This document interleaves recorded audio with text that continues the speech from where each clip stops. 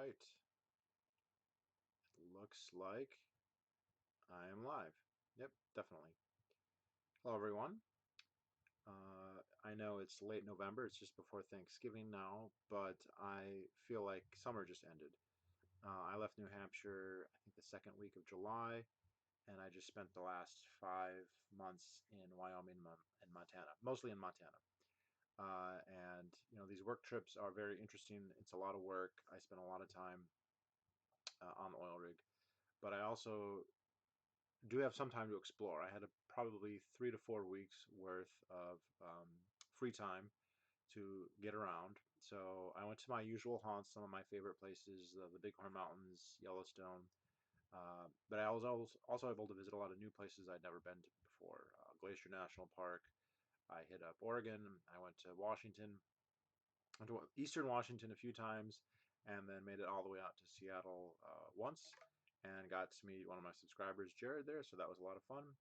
But basically, most of the time, I'm stuck on an oil rig. And in this case, the oil rig was 65 miles from the nearest gas station, 110 miles from the nearest Walmart.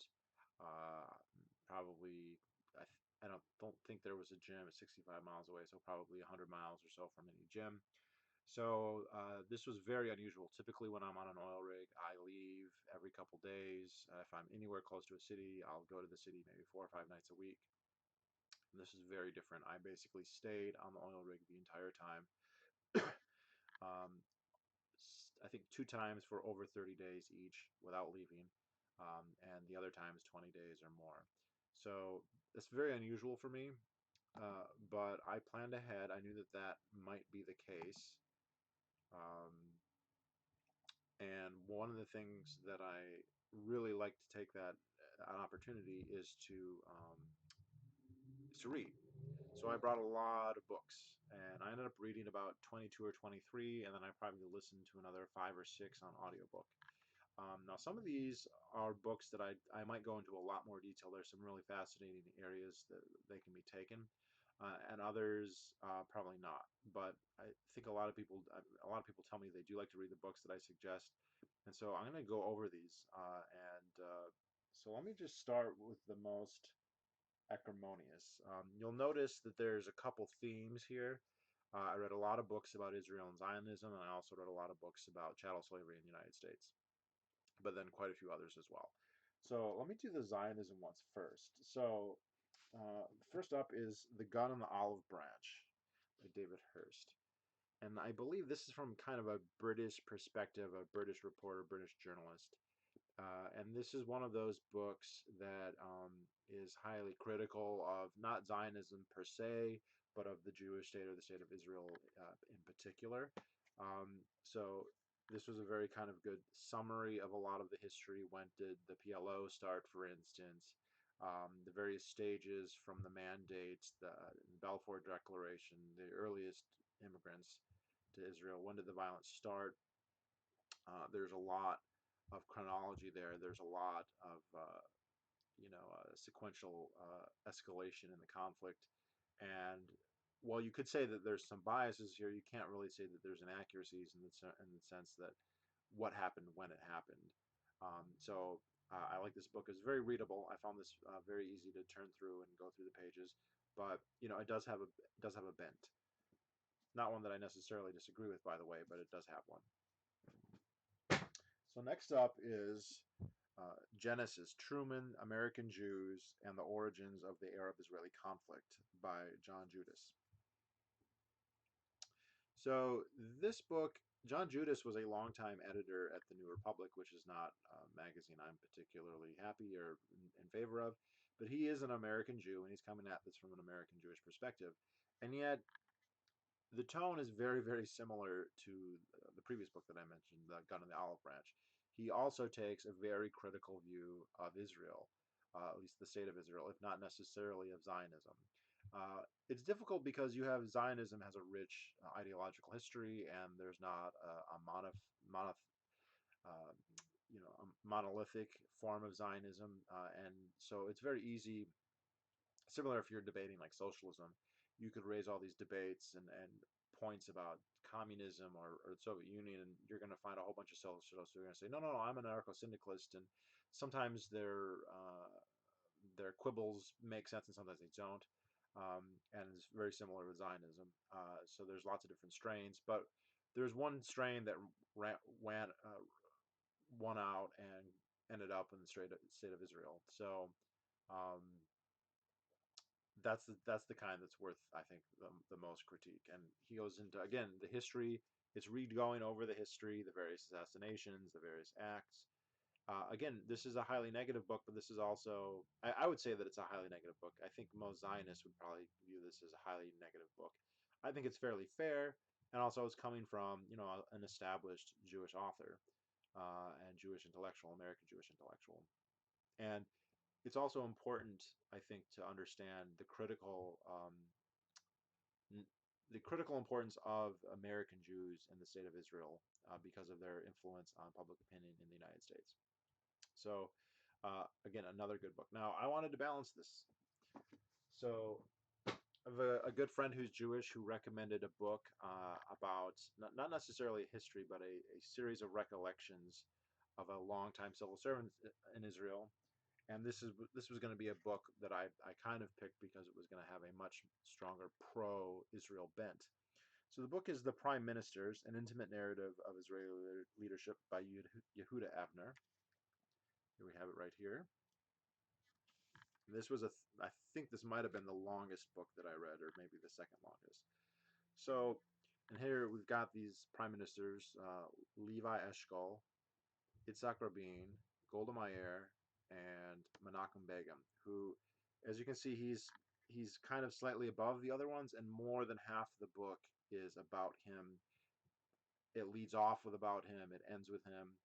The author is very clear. The author he spoke English. He's from the UK.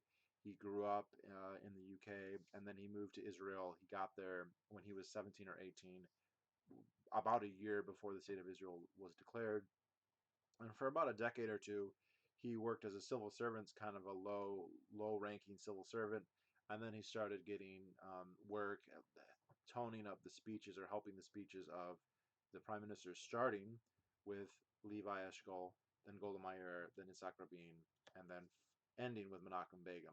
And he is quite taken with Menachem Begin. He loves Menachem Begin. He goes into him all the time. And for those of you who aren't too familiar with all the history, Menachem Begin was before Israel became a state, he was the head of the Irgun, which was the more radical Zionist military. You had the Haganah, which was like the official Zionist military, and then you had the Irgun, which was the more hardcore, and then there was even the Stern Gang, the even more radically Zionist group. And he's also quite famous for being a terrorist. And to the credit of Yehuda here, he mentions that, I think, on the first page in the first paragraph. Um, he, among other things, blew up the King David Hotel in Jerusalem, killing, I think, 91 people, including lots of Jews. Um, and he is kind of famous for this. But this goes into, they would deny he's a terrorist. They say he's a freedom fighter, and I think that is purely semantic. But so this book is almost a hagiography towards Begin in particular, but all of these states. He says very good laudatory things. He tries to spin their actions in the most laudatory light. But this this book did not inoculate me to my qualms and my suspicions and my problems with the state of Israel and political Zionism. Uh, in fact, parts of it are downright chilling. Now, he goes out of his way to paint Begin as this kindly, just, altruistic, he's dedicated to public service and he's dedicated to the best thing for his people. And that's all he wants. And there's several times where there was angst between Begin and particularly David Ben Gurion, who was the first prime minister of Israel. And there were a couple times where the potential for civil war maybe existed, and Begin would back down and basically not start a civil war with uh, Ben Gurion. And Yehuda Avner makes a big deal about this, that, wow, this shows just how magnanimous he is and how he's committed. But I just wanted, there's one paragraph that kind of crystallizes how I feel about this guy. Let me see if I can find it. So this is something that the author did not witness himself. It's a story that Menachem Begin told him later, and you'll find that a lot of it is his own personal recollections. So this is not a strict history of Israel. This is his recollections personally, but then mostly his recollections of these prime ministers and recollections that they told him. Right. So he's having table talk with some of these people, and they'll tell him stuff. And it's a good book for that reason. It's a very readable book. There's a lot of interesting stuff. He did meet a lot of important people. He met Harry Truman in his retirement. He had Gerald Ford and Jimmy Carter and Ronald Reagan. And there's a lot of interesting stuff there that Americans will find fascinating. He talks about, it's very clear that Carter was a very intelligent, very conscientious person. And it's also clear that he was absolutely irritated and angered by the zealotry of Begin and the Israelis. And, he accurately, I think, more or less portrays that. On the other hand, Reagan was kind of dumb. This is something that Reagan is kind of infamous for. And they talk about how whenever they would have meetings, uh, Reagan would have to use cue cards. So they would be, oh, it's nice to see you, Mr. President. It's nice to see you, Mr. Prime Minister. And then Reagan would say, okay, I would now like to reiterate the America's points. And so these were clearly his staff would come up with these, and he would just pull out a card. And Begin, Admiral goes on to say that Gerald Ford, Harry Truman, Jimmy Carter, whatever you want to say about them, they could grasp what was going on and hold a conversation, and sometimes in great detail about this. But he also has lots of things, not just about Americans, but Anwar Sadat, various other leaders. So that's all really fascinating and worth reading. Um, Luke, that's amazing. My wife and I are not going to circumcise our son in large part thanks to your videos. Well, congratulations on having a son, and I mean, obviously, I wholeheartedly approve of him being intact. So I think you're making the right decision, and wow, and it's really touching. I make those videos to help people make that choice. So thank you. So anyway, back to this. So um, again, he's really trying to paint Begin as this, saintly statesman. But there's a scene that he relates that Begin told him related to him, and is during the mandate, the period where Israel or Palestine was administered by the British Empire, and the Jews are basically the Irgun and the Haganah are basically leading a terrorist war to get the British to leave. This is kind of starting in World War II, but really picking up after World War II. And he makes a point to even say, Begin explicitly was like, during I think 1944, he's like, we got to get the British out, and they started fighting the British in 1944. You'd think that they would have other priorities, but so in this incident, several Zionist terrorists had been captured, and they were getting various punishments, and some of them were getting executed. And so Begin initially initiated a policy of an eye for an eye, a tooth for a tooth. So if Zionists were executed, he would capture British personnel, soldiers, and execute them. And this is a story that he relates about some British people that they caught. So they were these some Zionists have been hung, had been hanged for, I mean, there's no question that they were murderers and had committed heinous crimes. So, maybe you can be against capital punishment, that's fine, but this wasn't necessarily a mark of tyranny for what was done. But so this is a retaliatory. So he's referring to Begin here. He issued orders to kidnap a number of British servicemen and hold them hostage, hanging for hanging. Okay. The first to be abducted insisted he was a victim of mistaken identity. He claimed not to be a military man at all, but a London businessman just arrived at Palestine from Cairo, called Collins. His executioners did not believe him. Nor did they believe his assertion that he was Jewish. What kind of Jewish names is Collins? So, in the seclusion of an orange grove, the execution party readied themselves to place the noose around the dazed man's neck, when he began to mumble incoherently, Adon Olam Ashar Malak, the opening line of a Hebrew chant of divine praise. Then, with an equally terrible whimper, he muttered the lament for the dead. Yigal Yagivdash Shvi Meraba. Horrified at having almost murdered a fellow Jew, the executioners whisked him back to Tel Aviv, from whence he beat a quick retreat back to London. So this story is kind of related, is relayed as kind of a funny anecdote. There's not it's not even dark humor. It's like, oh, they almost executed the wrong person. But this, let's see if I can raise my volume. Is that better? Let me know if that's better. Uh, so what's fascinating about this story is kind of related to show how magnanimous they are, but the deeper point here is that they were very careful not to kill Jewish life, but non-Jewish life can be executed and killed, right? So you can be, in Begin's worldview, killing Jews was always wrong, could never be done. This is made explicit. Thanks, King. Thank you. And now what he's saying is, if you're not Jewish, you can be killed. So the whole point here is that non-Jews are of a substantially lower class. They can be murdered, they can be killed, they can be murdered for terrorism purposes, for political reasons. That's okay. Whereas doing that to a Jew is completely not okay. And this permeates the entire book, and it's subconscious. Sometimes it's people say it explicitly, but the idea that any Gentile can read this book and read the writings of these people and be like, I really appreciate, no, these, I have a Jewish friend from the UK, and if the two of us had been captured soldiers, I would have been killed and he would have been let to go. How am I supposed to feel like? Am I supposed to feel like, well, he's a great guy?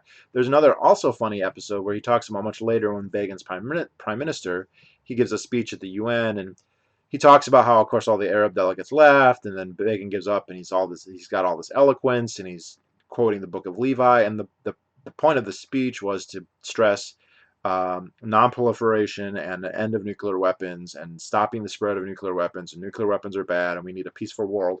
And that's all, yeah, that's all wonderful, but it all becomes hypocritically mendacious when you realize that at that very time, Israel had a very advanced nuclear weapons program. They probably had nuclear weapons. They had been trafficking in nuclear weapons. They had been helping South Africa develop nuclear weapons at that time as well. And there's no way Menachem Begin didn't know that.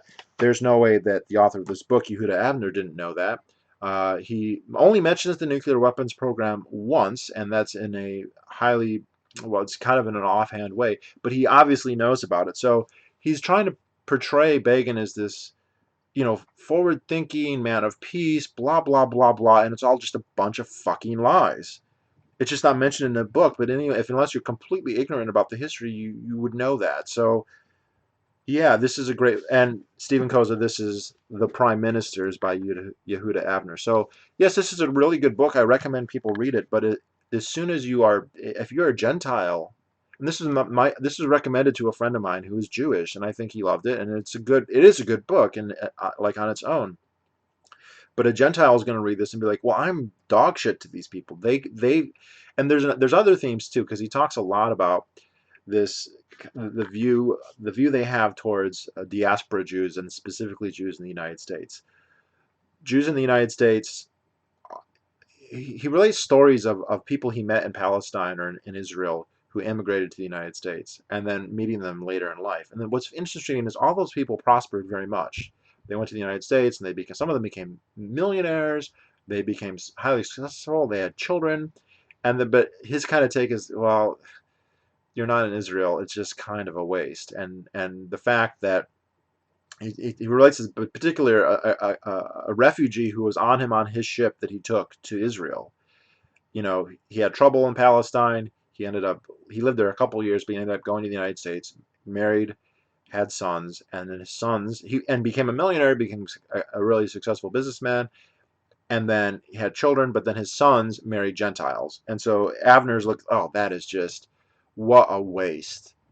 That is so sad. So basically, explicitly racist, explicitly clannish, and yeah, so it's a good book, and I recommend people read it. But if you are not Jewish, you're not going to come away thinking, wow, these are wonderful people. You're coming away thinking these are manipulative liars who will do anything, especially against Gentiles. And now, not everybody in the book comes across that way. So there are heroes, and so one of the personalities, whatever his flaws, who comes across better is this one, Itzhak Rabin. And for anyone who knows, he suffered assassination for that. He was much more fair-minded, it sounds like, especially when it comes to the West Bank and Palestine. Um, Much, much better than the others. But Avner doesn't really. Avner respects him a great deal, but he's strategically under Begin here. And like I said, half the book is Begin. So, uh, this isn't to say all Jews feel this way. There definitely are Jews who do not feel this way. There definitely are Jews who have a more universalist liberal view, and they see. I mean, it's one thing to have a preference and be like, well, I'm kind of more attracted to white guys or black guys, or I don't want to necessarily share an apartment with them. But it's a whole other level to say there should be a legal distinction, and it is okay to kill one but not the other based on the same premise. And the thing is, the people who run the state of Israel, the most powerful people in the state of Israel, the people who really push that Zionism, that's more them. Now you do get the left wing people, the Norman Finkelsteins, the Max Blumenthals, the author of the John Judas, the author of the Genesis book. Those are Jews who don't see Jewish blood as being better than non-Jewish blood, who don't see hypocrisy as being okay, and then those become highly critical of Israel, of its founding, and sometimes of its mere existence, though not always. And then they become self-hating Jews. So no, this is a very good book. I highly recommend it, but it kind of totally misfires if the goal is to try and make you become sympathetic. Because I'm not. I mean, you can respect his intellect, you can respect but there's also another thing. He, Begin is Polish, and he grew up in Poland, and he talks about suffering the pogroms, and one can definitely understand him becoming more um, aware of his Jewish identity and embracing it more because of that. He's getting persecuted because of it, and that is going to make somebody 9 times out of 10 more into that identity. He's in the Polish army. He gets sent to a Soviet because the Soviet Union invaded Poland along with the Wehrmacht. He gets sent to a prison in Poland. Fortunately for him, the Germans invaded the USSR soon thereafter, within a month of him getting sent to prison. And so he got released to form a Jewish unit to fight the Nazis. And then he just got the hell out of there and moved to um, so he moved to Israel. But what's fascinating is, yeah, he fought really hard. He was a good fighter against Arabs who had no military and no training and no poor. He didn't do shit against the Nazis, and I feel it's a lot. And this is going to get me in trouble, but uh, when you have a mammal that is highly stressed and they're like low on the totem pole and they're getting dominated by other mammals. So in tests, this would be among rats. If you have an alpha rat that's biting a beta rat, and the beta rat can't do anything to the alpha rat. You know what? One of the things that it can do to feel better is to go to an even lower rat and attack that. And I do feel that way. A lot of Zionism was a total impetus, impotence to fight the Nazis, to fight who was actually eliminating them, and say, oh, let's go pick on the fucking Palestinians because that's an easy fight, and that seems to be their modus operandi ever since. So, anyway, I can't give this video a title like Zionism or whatever because it would be taken down. But let's see. Let's go on. That's enough on that. Those are good books, though. So another little trilogy, another little duopoly here. The Half Has Never Been Told: Slavery and the Making of American Capitalism. So this book falls into that category of leftist socialists who love big government and taxes and hate capitalism, and they have decided to try hard as they can to link in some kind of causal way slavery with free market capitalism. I have talked about this before. It's been written about. This became a popular theory in the 1930s. I forget his name, but there was an economist from, I think, Barbados, one of the Caribbean islands, who kind of pioneered this. This was a novel idea in the 30s. I was told this by the Harvard communist that I dated very briefly. Of course, there's lots of problems with this. Slavery goes back all the way. There have been many slave societies, where they're talking about Greece or Rome, Arab societies, African societies, Chinese societies, Southeast Asian societies, Native American societies, European societies, and free market capitalism, industrial revolution. That this is a much more narrow thing. This started in England at a time when slavery was basically non-existent in England. In the United States, the Industrial Revolution started on the Merrimack River in Lowell, Massachusetts, about as far from the slave plantations as you could. It started after slavery had been abolished. There's a lot of problems with here. Slavery is if the now let me praise the book first. There's a lot of good history in here. Like there was a great shift in the slave owning demographics or geography of the United States. You see the initial slave states in the Chesapeake Bay, Virginia, Maryland, North Carolina, South Carolina, and Georgia. And you had that slavery was mostly just kind of normal agriculture, tobacco, whatever other crops were being grown, rice in the South.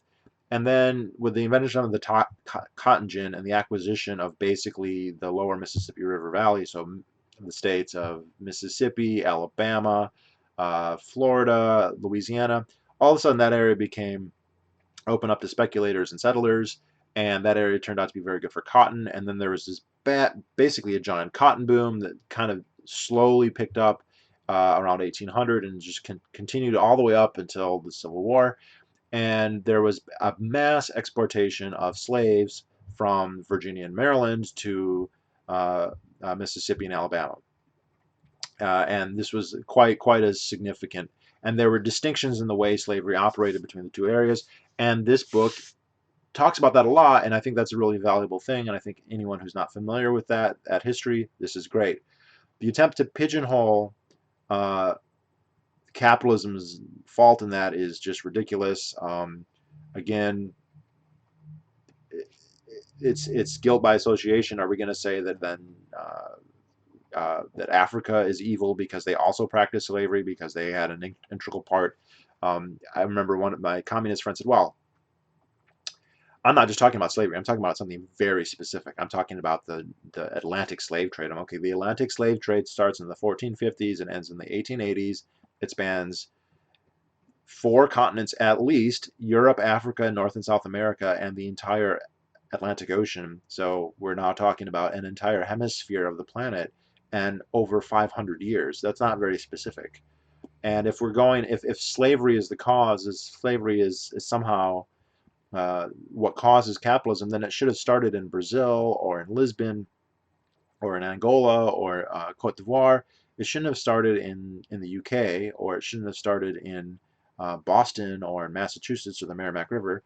And also, capitalism shouldn't have done better when slavery was abolished. Also, none of the people at the time believed that. So the proponents of slavery at the time didn't think that. They thought that the two systems were antagonistic. The people who believed in capitalism at the time did not believe that that was true, and they also thought that they were antagonistic. So this is a stretch. The fact that he tries to pigeonhole it in there is a shame to the history. It's still worth reading, but this fits right in with the New York Times 1916-19 project and all this attempt to frame everything as slavery, slavery, slavery, slavery, slavery. Everyone's guilty of slavery except for if they're not white, then they're not guilty of it. But everyone who is white, even if they have no plausible connection, they are.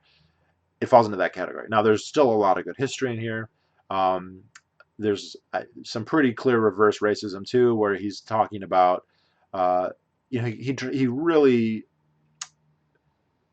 glorifies slave culture, and that's fine. I mean, it's fine to appreciate that, but when he starts talking about how like the greatest geniuses ever in history are, um, you know, these slaves who would lead, like they would have corn husking competitions where they would husk, a couple hundred tons or tons of corn, and they would kind of sing while they were doing it.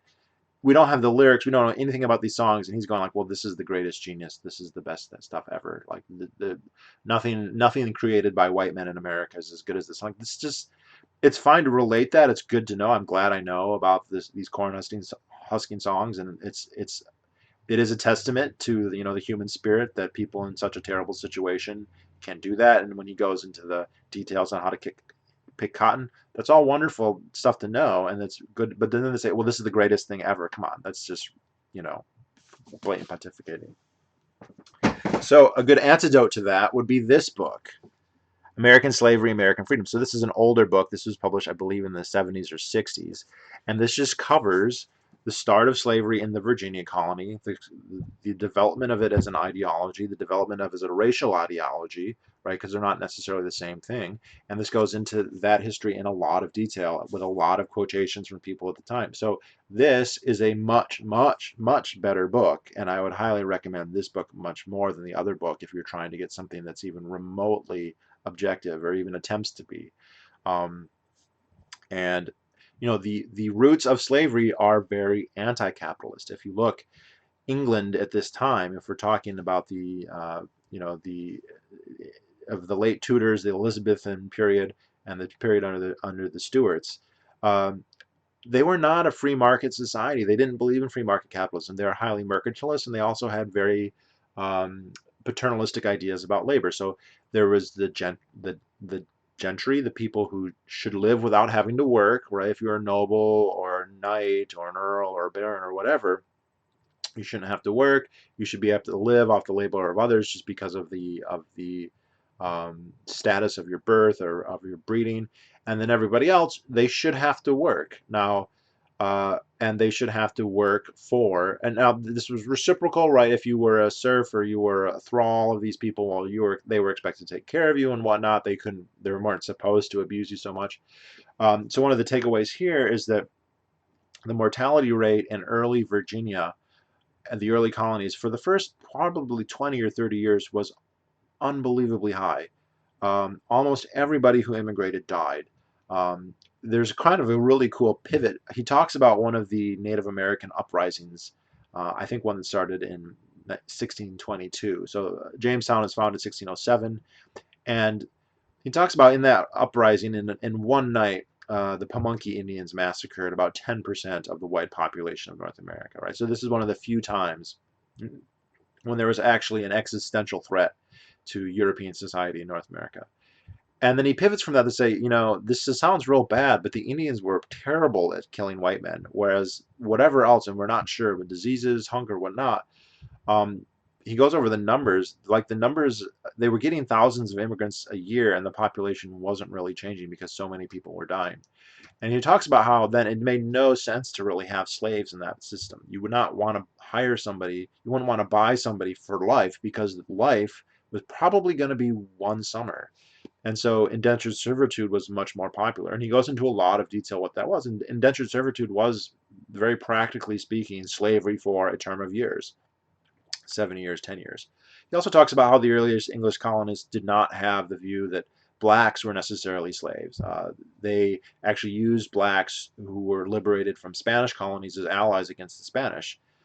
So it really kind of traces where that developed. It wasn't until the 1660s that you started to really get a strong linkage between race and slavery and getting laws to reflect that in the 1690s. So this is a very good book, and I highly recommend anyone who's really interested in learning about slavery to check out this book. Uh,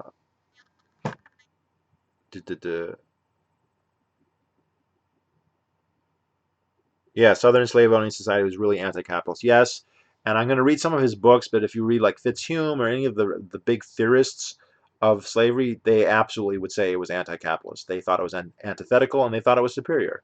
So, and what's funny is in none, the half has never been told.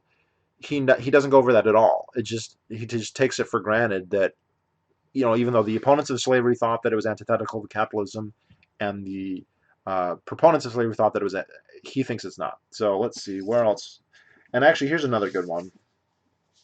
So this is All on Fire, William Lloyd Garrison and the Abolition of Slavery. Okay, this was a very, very good book. This was about as long as the Menachem Begin book. Uh, so this is probably tied for the longest. I think it's about 800 pages. Wonderful book. Wonderful history of a pivotal man. It's cliche to respect an abolitionist, but this is a guy who escaped lynch mobs in Boston in the 1830s. He really believed what he was, and the title. I don't know why it's showing a burning building. That has nothing to do with the title.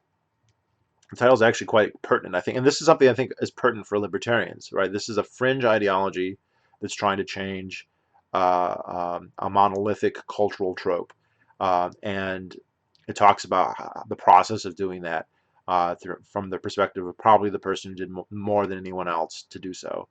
But he talks about, apparently Garrison was just, he had a basically a religious conversion to anti-slavery. He had been kind of nominally anti-slave, and then he met like a Quaker anti-slave guy by the name of William Lundy, who was just like an itinerant preacher. He would just walk around, going to places, speaking about it, and it converted him completely. And he started three newspapers eventually, but the Liberator became the most famous and the longest lasting. But he was just totally dedicated to this and always going on and on and on. But he was that guy on Facebook, and one of his friends was like, "Look, you need to calm down. It's like you are all on fire." And Garrison said, "We are surrounded in a country of ice. Everything is frozen into this horrible institution, and I need to be on fire to try and melt it," or something along those lines. So this is a very good book. Also, it goes into how do you get along with people when you have radical different ideas. So a lot of abolitionists had other ideas. They might have believed in emancipation of women. They might have believed uh, Harrison for a long time, up until the Civil War, or maybe up until the John Brown raid, was basically a pacifist. They didn't call it pacifism, but they called it non-resistance. And so he would be in debates about slavery, and people were like, "Well, hey, what do you think about this?" And he'd be like, "I'm here to talk about slavery. We can have that discussion another day." And I find this is very similar in my circumcision, anti-circumcision things. You'll have people like, "Well, what about abortion?" I'm like, we can talk about them separately. We don't all have to agree on abortion. And if you talk about activism, actually, they are pretty split. I think most of them are probably pro-abortion. Some of them are not. So come together on what you can agree on. Don't alienate everybody who doesn't agree with you on everything, because it's not going to get you anywhere. So this was a very good book, and I do recommend this book. It's a lot of good history and a lot of good lessons for people to learn too. Uh, do, do, do. So kind of another one related to that, The Strange Career of Jim Crow. This was very short. So Jim Crow is one of those things that kind of people assume has always been around, and this goes. Jim Crow is a relatively short-lived phenomenon. It didn't start after the Civil War, which I think most people kind of in their mind think, well, you had the Civil War and then you had Jim Crow, and that's not true. Uh, and then people, and this was me, who thought, well, you had the Civil War and then you had Reconstruction, and then when Reconstruction ended in 1877, then Jim Crow started. And that is also not true. Jim Crow really did not start until right around 1900 or maybe 1899, depending on the state. Up until that point, blacks were enfranchised. You did not have municipal codes or private codes preventing blacks from riding trains or doing any of that. All, that stuff is probably, and he goes into some of the speculation onto why it happened, when it happened. That's likely more to do with social Darwinist theories that became popularized among the progressive era, which I'll get into on another book here in a bit, um, and less to do with just kind of standard anti-slavery or anti-black racism. This is not to say that the South was, egalitarian or didn't have racism. They did. They just didn't see the point in segregation necessarily. Um, just like you might not think that children are equal to parents, but you wouldn't have a special car just for children. So Jim Crow really kind of started in around the turn of the century, very close to 1900, and some it depends on how you measure on state by state. Some of them a little bit later, some just a little bit earlier, maybe 1899, 1898. And this book is written before it's over, and actually it says at the top here, "The Historical Bible of the Civil Rights Movement" by Martin Luther King Jr. So he read this book apparently. So this is very brief.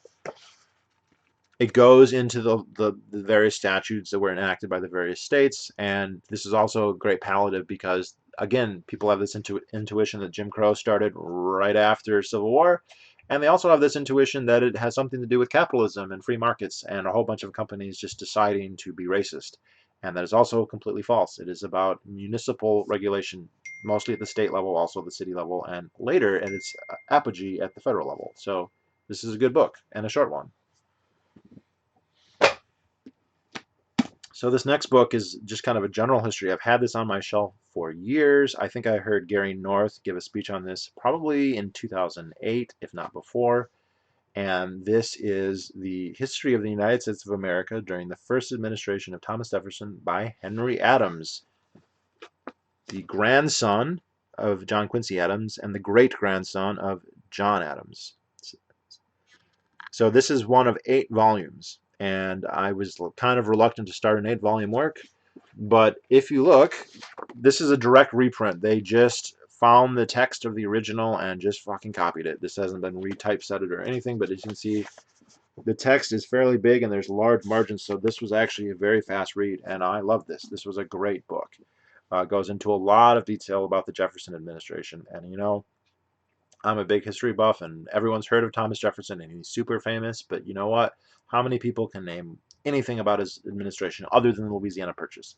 So he goes into all of that in great detail, the politics of it all, um, fascinating ethics of the stuff that he said. He was clearly an anti-federalist, and here's the thing, brief history. You know, you have the majority of the country now. Henry, This is fascinating that he's writing this because his great grandfather is involved, and he has his own politics. You know, uh, Henry Adams is a progressive. He's writing this in the late 1800s, 1889, 1888 is when it's published anyway. And you know, he is not the laissez-faire, wealth of nations, anti-federalist stock that, say, Jefferson is. But those were the majority of people. It's very likely the majority of people in the United States were opposed to the Constitution or the federal government. It's very likely. But among the political elite, among the people who were going to the Continental Congress, it was more popular. Central State was much more popular among that cadre, and they're the ones who basically foisted it on everybody else. And so the Federalist Party, as it became known, although there's a lot of debate about that being a misnomer because they're not actually talking about a federal government, they're talking about a central government that has the form of a federal government, but leave that to Boston Tea Party and others to debate. But this federal party was basically in power for 20 years during the Articles of Confederation and then the first 12 to 14 years of the Constitution up until the election of Jefferson.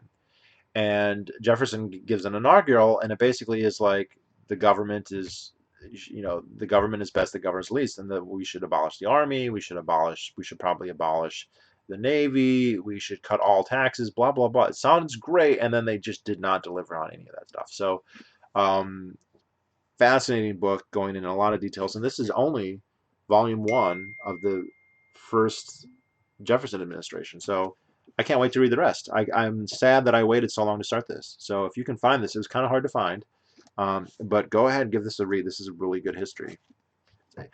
North said that this is one of those books that everyone says is great and nobody ever reads. So I was like, all right, well, I'm going to read it then. So I've got the other volumes back there, so they'll be next on my list. Let's see. Do I have any others about that? No. So, okay. This will be kind of similar. Illiberal Reformers. Race, Eugenics, and the American Economics in the Progressive Era.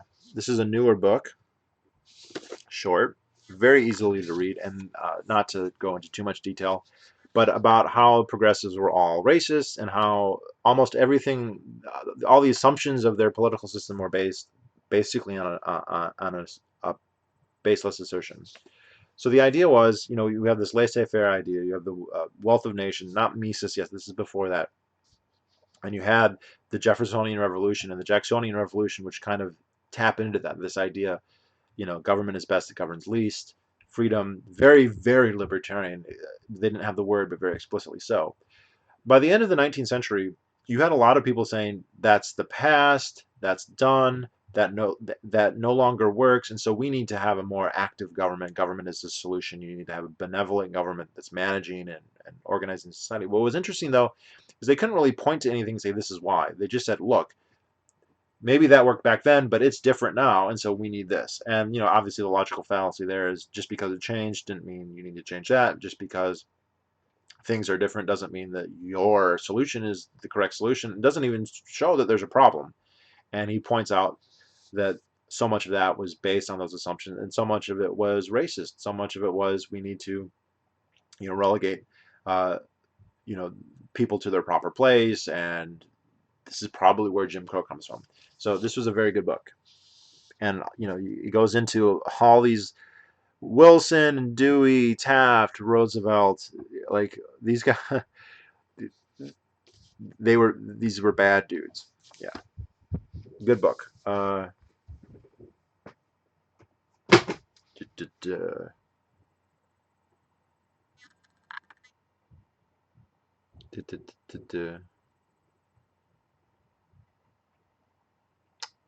Have you read Roll Jordan Roll? No, but I think it's on my shelf.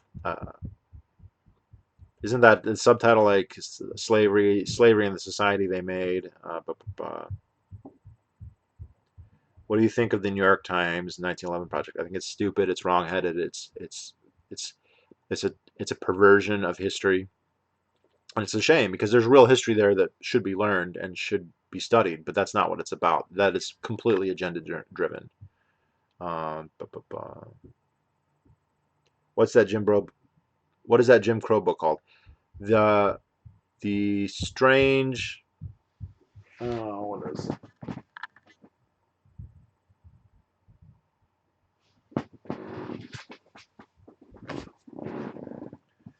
the strange career of Jim Crow?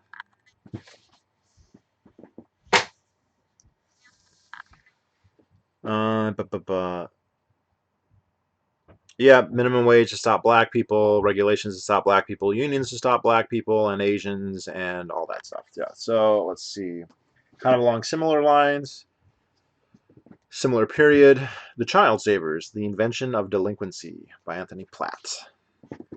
So this book is about kind of the creation of this set of laws that entrapped adolescents into the clutches of the state, essentially.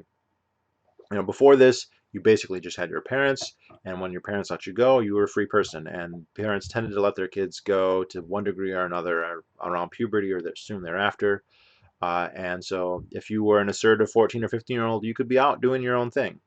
And the person pictured here is Jane Addams, and I drove through Chicago the other day, and I drove on Jane Addams Highway. That's ADDAM, two D's, and you know here this isn't necessarily cynical manipulation. These reformers weren't necessarily evil. They didn't necessarily like this is, but they had a very paternalistic view, and they would look at people and be like, you're the wrong type of person, you're the wrong type of people, and we need to correct you through coercion.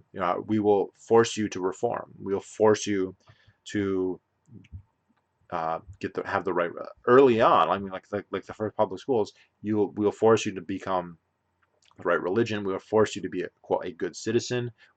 So the imposition of these compulsory schools, it was never about, oh, you're not getting educated, we need to just provide this as like welfare, and we're providing this quality service that you just can't afford because you're an immigrant. No, it's like you need to be taught to be the way we think you should be, and that did not include free thinking or high functioning or anything like that. It meant rote learning of real basic shit. So a suite of laws, truancy. Um, you can't be out doing your own thing. You have to do what the government says, and if you don't, you go to prison. So this is also a good book. She falls into this category of super wealthy. All this much, she inherits all of her money, and she doesn't have to do anything but mess up other people's lives. Let's see, another good book along those lines. Great book along those lines. I've had this one in my shelf for a long time. Don't know why I didn't read it.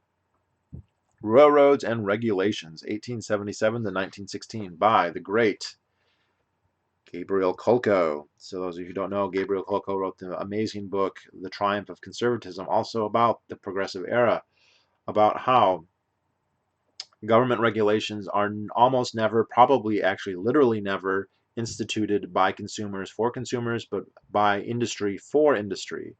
Um, they will use some kind of rhetoric to say, well, we're doing this to protect the consumers, but then they will institute regulations that will either destroy their competition or outsource some of their costs. So the meat industry, probably the most popular within the mythos of this regulatory movement, they were pushing to get regulated because They wanted to be able to export to other markets, like especially Europe, Germany, England. And the Germans and the English weren't demanding that they have the government regulate them. They were demanding that you meet certain standards to export here. And the big meat packers did not want to have to pay for that kind of certification. So they said, well, wouldn't it be good if the federal government just did that for us? Oh, and by the way, wouldn't it also be good if they put in laws that made it difficult for other people to compete with us and put up the local butchers out of business to a more or less degree? So this is a very specific one about railroads. Now, I wish somebody had written a book of the period before 1870, because that was a very interesting period where you were getting a lot of subsidy. The transcontinental railroads were being heavily subsidized with land and with monetary grants, dollars per mile and whatnot. And I think there's a lot to be studied there about misallocation of resources. They were building far too many lines. This was pertinent also where I was working. Was a fascinating area. It was a very isolated area of Montana, between the Muscle and Yellowstone, or Muscle and Missouri River, uh, and it was super isolated. It was like 65 miles to the nearest gas station. As far as you could see, no trees, no mountains, no houses, no nothing. And on this highway to get to where I was, it's about a 100-mile long highway connecting Roundup, Montana to Forsyth, Montana. And along, if you look on a map, you'll see there's a couple towns. There's place names, dots with names. Uh, Melstone, Sumatra, Ingomar, Vandalia. There's nothing in those places. Vandalia is an abandoned 1920s school, no other buildings, no businesses. Sumatra is a post office, a small post office, no other buildings. Ingomar has 11 people, no gas station, and a diner. And they're all, I think the average age is in the 70s. Melstone has 78 people, so it's the metropolis here. But anyway, driving along the highway, I noticed that there was a parallel tract of elevated land that had been graded. You could see that there had been bridges. My initial thought, oh, it's an old highway, and then I realized, oh no, it's an old railroad. So there had been a railroad in this very remote area, probably built around the turn of the century or maybe a little before. And all these little towns were built to service the railroad, and because there was a railroad, oh, there's a railroad here, so I can have a sheep farm and get my stuff to market. Well, the railroad closed because it had probably been subsidized. I don't know about this particular case, but I know that this happened, where you had a subsidy, so they build a long railroad, little communities spring up, people take advantage of that. But when the subsidy ends, the railroad goes bankrupt, the tracks go away, and all those towns become ghost towns. And it's really kind of sad. So this is very kind of pertinent to that. But this goes into very much along the lines of what he wrote in The Triumph of Conservatism, which I highly recommend. That's just a fantastic book, where regulation of the railroads was not, oh, a whole bunch of consumers going, hey, we want lower prices. There was a lot of competition among railroads, cutthroat competition. But what did that mean? That meant railroads building more and more lines and trying to undercut each other with lower and lower rates. And so shippers, it was a bonanza for people trying to go get fares. It was a bonanza. Prices were going down and down. So the railroads themselves were saying, this sucks. This is really hard. There's new lines getting built all the time. There's always lower rates, and lines were going out of business to right and left, but the successful ones were making it through, and you had to. There's a really good book on the biography of James J. Hill, the guy who owned the Great Northern. Who taught, he was obsessed with low grades, high freights, or like high volume, low rates. This is what you had. You had to innovate. You had to do all these things. He said, no, let's go to the government. You can't have a cartel. You can't form a voluntary cartel. You can say, let's all get together and just raise our prices 10%.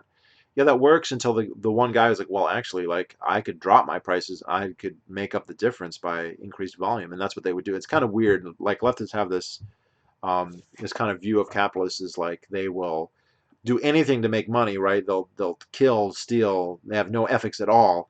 But then if they form like a trust, they'll definitely honor that trust, and they'll definitely not cheat on each other, and they'll definitely not try and make the biggest profit profitable. They care more about screwing the consumers than making money in that instance, but not in others. So completely ridiculous. So it talks about these guys getting real chummy with people like Teddy Roosevelt, and their kind of view of it. Look, we have these are the managerial class. These guys they're better than normal people. They know what's best for people. And if they come to us and say, oh no, we should set rates or whatever it may be, then that's probably is for the best of the country, and that's what they would do. So this is a good documentation of that period, of the various regulations that went in. There was a big, I think the International or Interstate Commerce Commission, I think, was established after the strike in 1877. Who was on the board?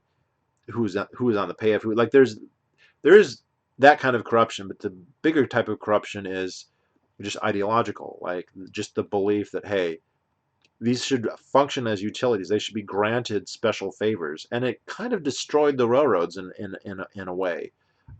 It stopped innovation and ossified things. That's what Butler Schaefer would say. It ossified the markets, and even if that's something that made sense at the time, which it didn't even then, it's not going to make sense as conditions change, and it's not going to be able to adapt because it has been wedded to this government straitjacket. So, very good book, very short, and this Kolko is a leftist. Like, he's coming at this not from the perspective of a libertarian. He's coming at this from this perspective of, why are we subsidizing big business in such a blatantly hypocritical way? And he's right; it is blatantly hypocritical.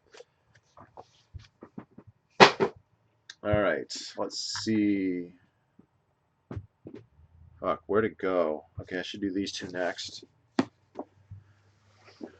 Rumor of War by Philip Caputo. This is basically a memoir of a guy who was in Vietnam early in the war. It just talks about how stupid the war was, the effects of that type of conflict on people, and quite a moving narrative. It's a pretty popular book, I think, on those counts. So I don't have too much to say about this, but Vietnam is one of those conflicts that kind of gets overlooked, and it doesn't deserve to be. So this is pretty good, but I got more books to go, so I can't go over too much. But on one that I read that was related to that, No Sure Victory, Measuring U.S. Army Effectiveness and Progress in the Vietnam War. So this was about the Army's attempt to kind of reduce war to math, to a series of statistics, and how they were trying to aggregate. And they aggregated like trillions of numbers, it seems like, to try and decide whether they were winning the war or not, and the folly of that. So this was a very good read.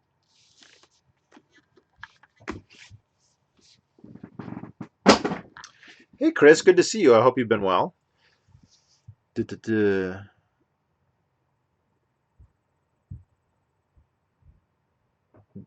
Robert Higgs has a great book on Jim Crow. I'm not familiar with that.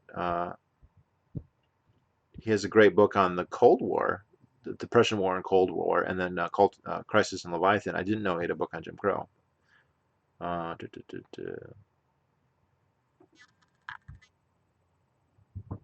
Competition and Coercion. Oh, that's by Robert Higgs? I have that book. I think I read it. Or maybe there's a couple. Like, several economists have really gone over slavery a lot. Like, did it make sense? Was it profitable? Was it not profitable? And like, this is something people really debate about. And there's a good debate to be had there. But uh, let's see what should be next. So this spring, I listened to a lot of books by Arthur Herman. He's kind of, I think he is fairly libertarian, but he doesn't brand himself that way. He wrote a really good book on McCarthy that I recommend. He wrote a good book on like kind of a history of Platonic and Aristotelian philosophy that I'd also recommend.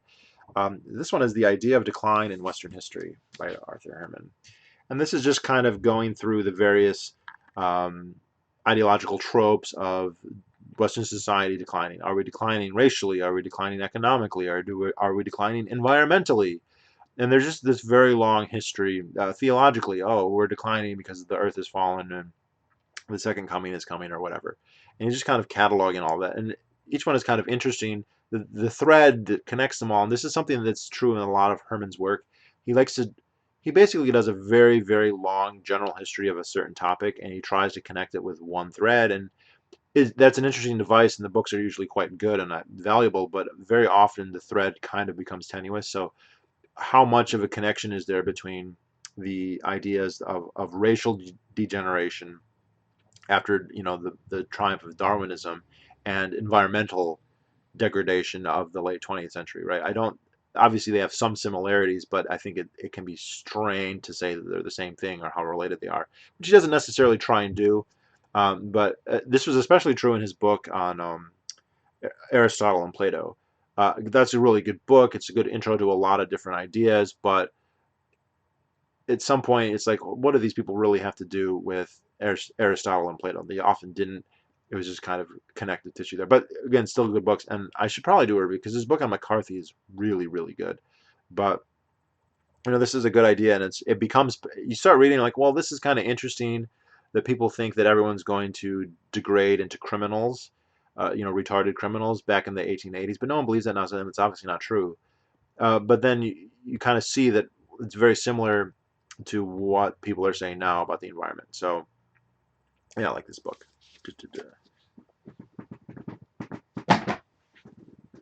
Let's see.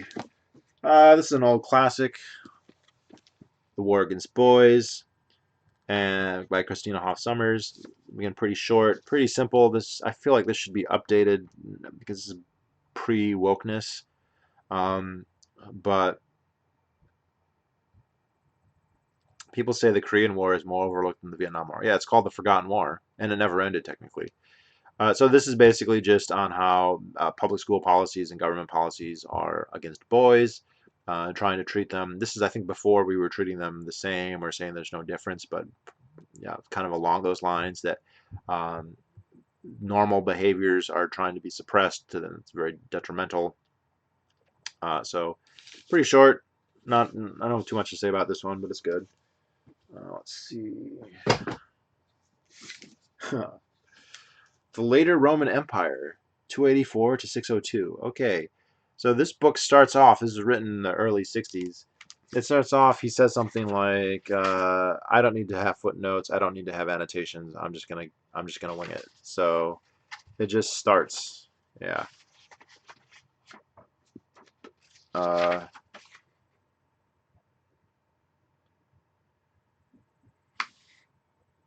yeah, and this is not about like this is about the society. This is about how the government was structured, the economics, and the politics, but not about, oh, this army did this war that. And so this is kind of the period after Diocletian, after the division of the empire into quarters or into halves, and how that worked, and how those two halves.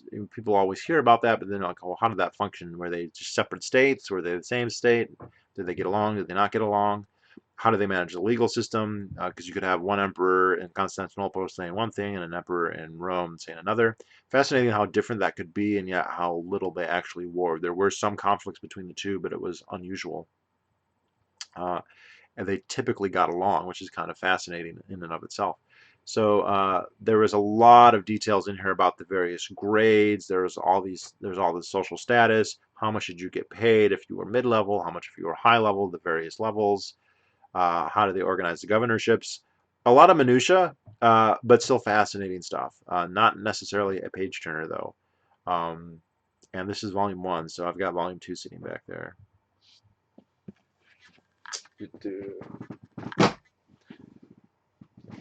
Let's see. The rise and fall of the British Empire. So if you want to get a very, very general overview of the British Empire, this is a good thing to read if you then want to go and study stuff into more detail.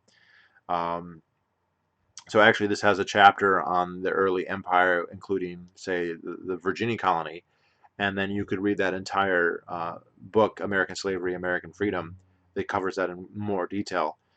So, Ian, I didn't know too much about the nuts and bolts of the British Empire, and this kind of really helped give me a good understanding, not a good, I don't want to say a good understanding, but a much better understanding that I had on how it rose and how it fell.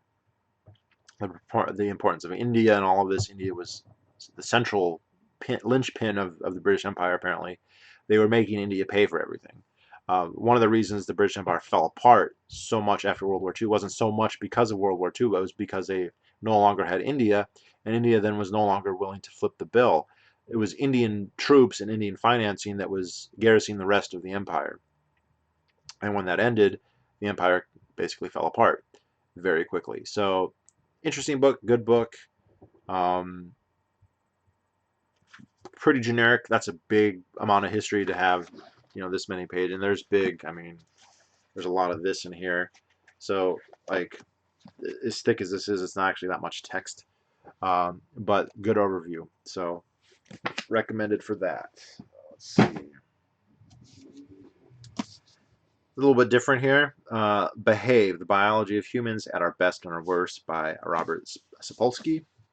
This guy is a big liberal. In fact, I was remember he was talking about at one. So this is about how people do what they do, how people behave, and it starts at like the neurological level, like at what makes your neurons fire, what makes them communicate with each other, how is that done, and then how are the stimuli of the chemicals of sight and of how do they influence it, and then how do your hormones influence it, how does your how does whether you ate or not influence it, and then it goes from that all the way to that super micro level all the way to the evolutionary level, where did your genes come from. I found that very useful, his talk on genes, how they affect our behavior and how they manifest in our how we develop, uh, all the way up to like broad-based evolutionary ideas. So this is pretty interesting. This guy is a big leftist, though.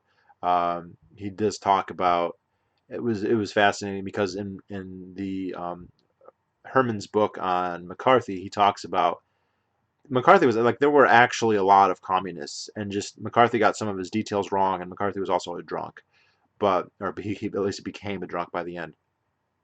But this guy at one point he talks about how people's capacity to deceive themselves and be paranoid, and he used McCarthy as an example. It's like, oh, McCarthy believed there are 200 communists in the State Department, and it's like, if only that was it. It was much worse than that. He just could not produce the list of them by name at that point, but we now know that that was true. As one person said, he was over the target when it came to that. But this guy is not up on that so far. But yeah, this is a very interesting book. The various types of cells in the brain, the types of neurons, how that stuff works. I would be lying if I said I absorbed all of it completely. I'll probably have to read on this topic more, and I do have some other books along that line. But this is written for laymen, and so if you're interested in that topic, I think it is worth looking at. Go away, pop up. Do, do, do. Okay, what's next? Let's do this one next. So, a little different topic here. Germany ascendant, the Eastern Front in 1915. So, World War One, something I've been interested in a long time. And this is basically a 4-volume history of World War One on the Eastern Front. I read the first volume, which is called Collision of Empires. That's just about 1914. This is just about 1915. And the big takeaway here, this is when the Germans basically conquered Poland. Most of Poland was a giant salient, a Russian salient projecting between the Austro-Hungarian and the German Empire.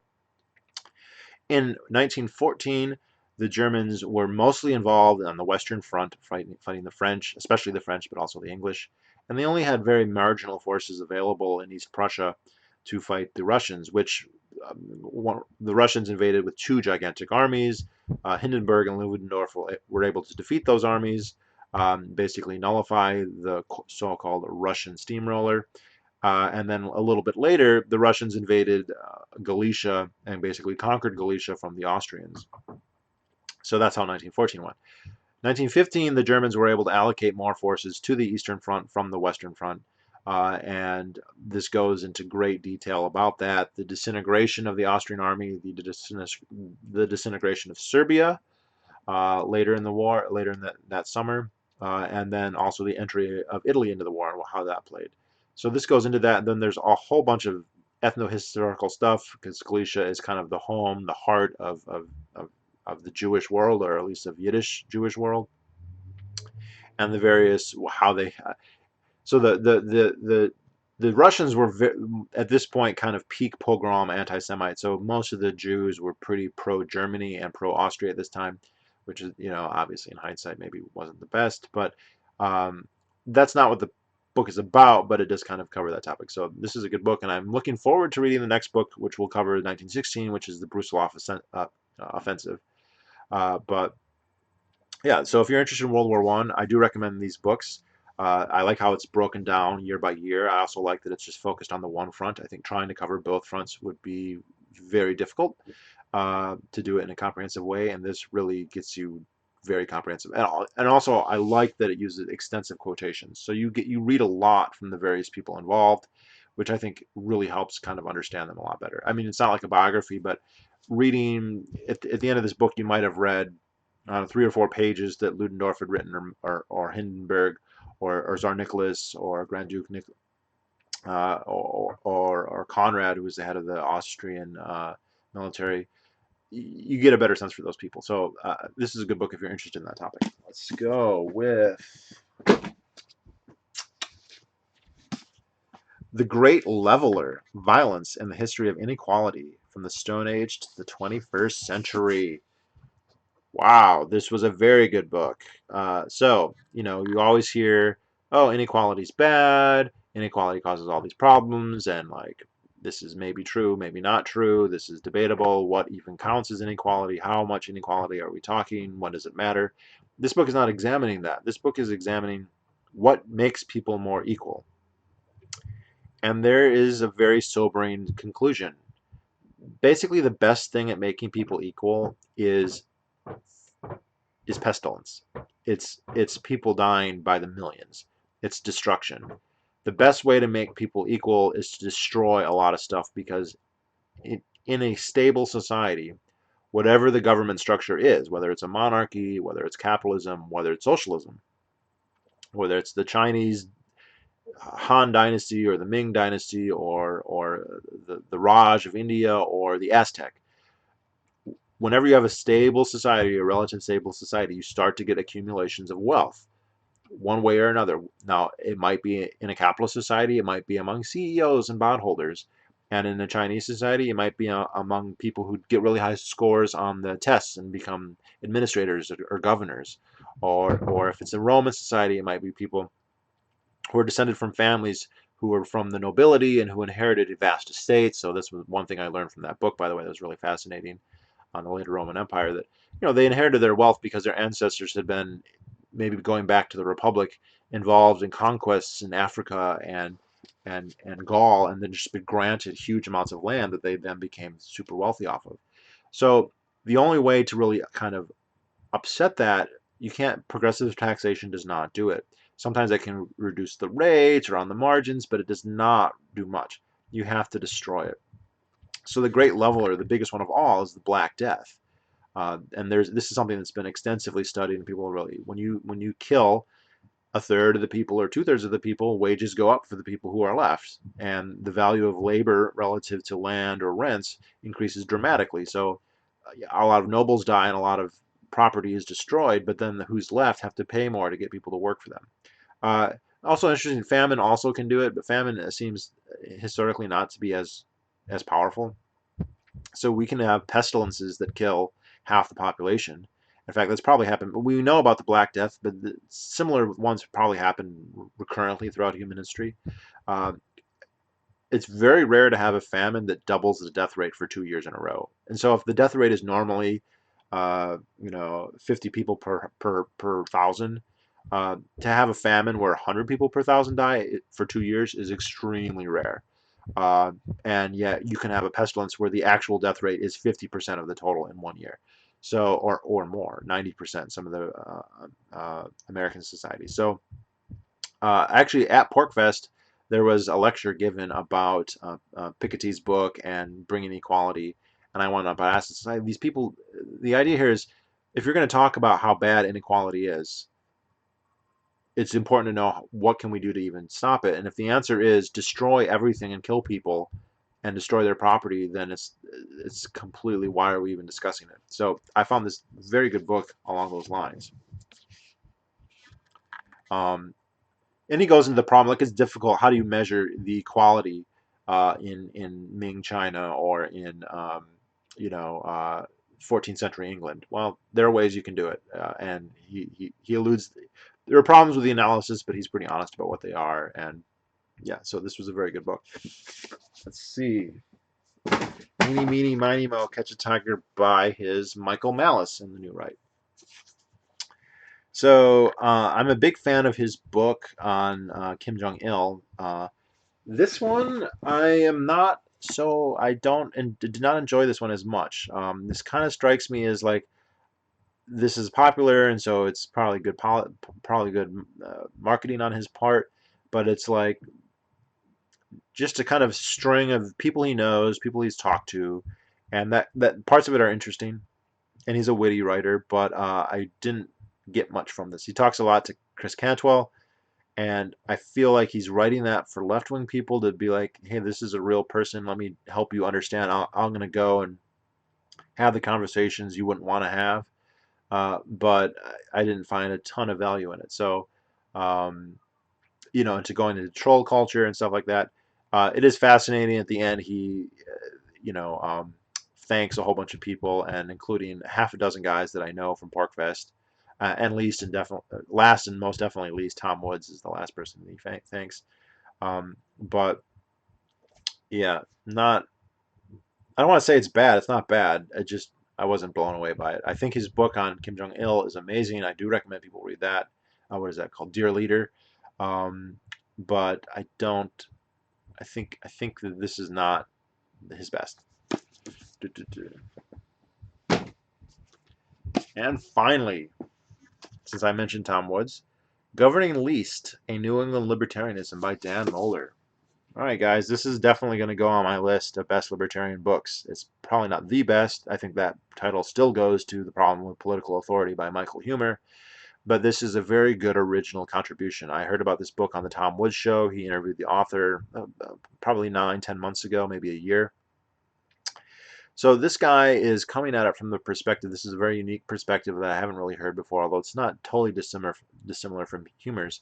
But basically, the idea of yes, humans are social animals, and yes, we depend on each other and we need to organize. But if you are going to make a demand on your peers, if you're going to go to them and say, you need to pay for my education, or you need to pay for my health care, or you need to pay for my defense, or whatever it is, whatever thing you're demanding to be paid for with taxes, the burden of proof really does fall on you to make a compelling argument that not only is that only possible from government, but that it is optimally possible from government. That it's the best possible way to do it. We all agree the government could make shoes, but is it the best way to make shoes? Probably not. So it shouldn't be done. Um, One thing I like about this is a lot of libertarianism is derived from certain philosophical tenets that, whether they are true or not, we can debate that, and whether they have certain merit in terms of argument, and sometimes they do, they are often not provable or not held by other people. So, for instance, the non-aggression principle is a classic example here. You can agree with it, you can think it's great, and maybe it's a good rule of thumb or whatever, but it's not something that's physically true that can be proven, and it's not something that most people believe. So, if you're going to build your libertarianism off that, anyone who doesn't agree with the non-aggression principle is just gonna be like, well, okay, well, I don't believe in libertarianism then because I don't believe in the non-aggression principle. That's one example. Um, Complete self-ownership or absolute property rights is another. So I'm not saying that I don't necessarily agree with those things or that they're necessarily wrong or that their alternatives are clearly better. But the point is that that is a philosophical stance that a lot of people don't necessarily hold. And if you're going to build your political system off that, you're going to lose those people immediately. So this has much more intuitive, moderate assumptions baked into its philosophical beginnings. So I really enjoyed this book. I thought it was very thoughtful, and it's definitely going to go with on my list of best libertarian books. And it's nice to have something that's a little bit new. Also, I happen to live in New England, so I find he calls it that because he kind of attributes that kind of philosophy to the can-do libertarians. I don't know. New England also is the home of like puritanical absolutism, so I don't know how fair that is. That might be a bit of a white knighting of New England, but there's definitely virtues as well, especially in New Hampshire, which I think it almost would make more sense to call this towards a New Hampshire libertarianism because I don't think it's really true for Massachusetts or Vermont or Connecticut. So maybe Maine and New Hampshire, but yeah, this was a good book. I really enjoyed it, and yeah. So, oh, and now I didn't finish it, but I'm also reading now The Culture of Critique, which is about the Jews. So, I'm enjoying this a lot. I bought all his other books basically as I started it, and yeah, I won't do a review though. I haven't finished it yet. So I also listened to probably like 6 or 7 audiobooks. So I'm not sure if I'll remember them all right now, but one that you may be interested in, Bowling Alone, by William Putnam, or what is that? I think it's something Putnam. So that's about the breakdown of American social society. That's a really good book, very interesting book. It needs to be updated though. I think you wrote it in the like 2001, 2002. Deserves to be done again. Autumn of the Black Snake, which is about the formation of the U.S. Army in the very early Indian Wars. That was a really good book. Uh, uh, let's see. The Body Keeps the Score. This was somebody had recommended this in one of the intactivist websites that I'd listened to. It's actually not about circumcision at all. It's just about how people, how going through trauma can affect you, and it was mostly about people who've been raped or abused. But it was a pretty fascinating book. He talks about drugs, serotonin reuptakes and inhibitors, various types of therapies. So he's also very liberal, though. At the end, he calls for gun control. I'm like, oh God, you just ruined it. Let's see. The enemy. What the fuck? Forget the enemy. It's a good audio book on the Taliban and Al Qaeda. How are they different? How are they the same? How do they interact with each other? Fuck, I should remember the name of that. But I don't. So sorry. Someone put it in the comments, and I'll look it up. Uh, let's see, and I think that's pretty much. I think that's pretty much it. So I may not remember any others. So anyway, it was a pretty good summer. I'm pretty happy that I was able to get that many. There are a couple others that I didn't finish that I didn't get to. But I'm going to try and keep that rate the same. I was averaging about 100 pages a day uh, during most of the time out there. When I vacation, I didn't get quite so many. So I'd like to keep doing that. I don't know why, but in the past, I read a lot more when I'm at work than when I'm at home, but hopefully I can change that. So let's see what else. What do we got in the comments? Have you read Private Governance by Stringham, Your Next Government by Bell, or Free Private Cities by Gebel, or anything like it? No, I don't think I've read any of those. But good to see you look well. So funny you should say that. I am well, but at the end of my work, um, we finished our work, and the main kind of hub of our activity is a little town in northeast Wyoming called Gillette, city that I know well, and a city that I really like.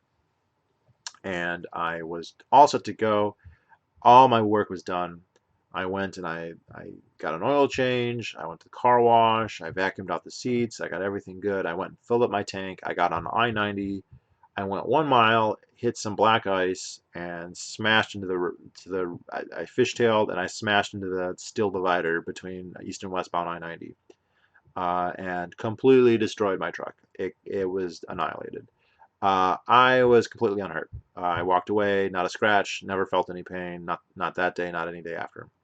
So little lucky there. So I am now on a hunt to buy a new truck. So that's what I've kind of been occupied with since I've been doing here. But otherwise I'm fine. And actually I didn't get hurt from that either. So let's see. Good to since you read a book on British imperialism, would you agree with Mises' assertion that British imperialism was paternalistic and good in certain ways? Well, I definitely do think it was good in certain ways. You know, it did a lot of bad things, but it was if we're talking about who's going to rule who, if you have the choice between the British and say the Portuguese, I mean, everyone would choose the British. And this isn't just among other Europeans.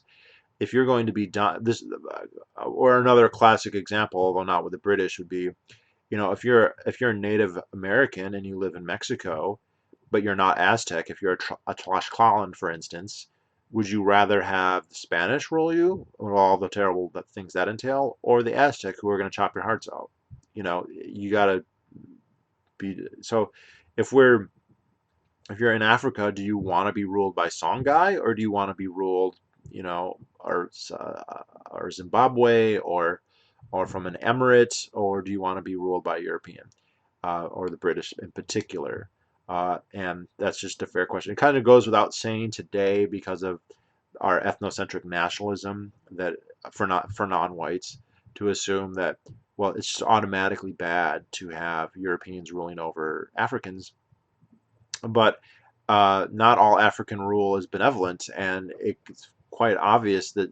And so a good example would here to like when Lumumba took over, or Lumumba, who took over Zaire, the People's Republic of Congo, not Mobutu, but the first one, Lumumba, I think. There are a lot there in Katanga in southern Zaire. They're like, we want to have free markets. We don't want to be ruled by communists, and so they rebelled, and the United Nations forced them back. So they opened up markets. They brought English common law. Look what's happening in Hong Kong, for instance. They obviously prefer to have English common law than having Chinese, communist dictatorship. So uh, yeah, it was good and bad. It wasn't good for England. Like empire was detrimental to them. It was a drain on their economy. It didn't make them richer really. Um, and Dieter McCloskey has a lot of good stuff written in that in Bourgeoisie Dignity. So I recommend that book yet again.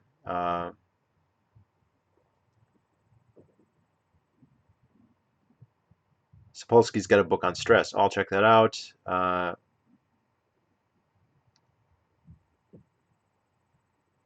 You should read Blueprint by Robert Plomin. It's how important genes are to behavior. So in Behave, he talks about how important genes are, but it's really complicated because your phenotype is how your genes are expressed in reality. And he said, like, if you're talking about a trait and how much genes affect it, it's like how much does the length affect the size of a rectangle? Well, it's absolutely. I mean, you can't have a rectangle without a length, but the width also matters, and how genes are expressed matters a lot. And the thing is, so much of that has to do with environment, and I don't just mean whether you went to school or not, but like in vitro, not in vitro, in utero, how much they interact with each other. So it's unbelievably complicated. I think he talks about at one point, like intelligence. There isn't an intelligence gene. There's like 500 genes that we know about that collectively account for maybe 5% of intelligence. Now, that's not nothing, and maybe with better understanding, we can narrow that down, but it's incredibly complex. Um, I think that the whole nature, I've said this many, many times, and I don't think that this can really be argued with. Nature versus nurture is a misconstrued debate. They both matter. Now, how much? That's a really good question, and it's worth looking into. But the idea that there's either determinism is kind of wrong. Not kind of wrong, it's very wrong. Um, that there's environmental determinism, which is that's the left wing. Uh, uh, Bigotry or bias or wrong. This is what Steven Pinker's Blank Slate was doing so much to demolish. Of course, he's not the only one to do so. The idea that, well, we can just mold you however we want. The Skinners of the world think, oh, we can just use stimuli to make you any way we choose. That's not true. But on the other hand, genetic determinism is also not true. Now, that is not to diminish how important that it is. It is very important, super important. You can't have a triangle, you can't have a rectangle without a width. Uh, so, but yeah, I'll look into it.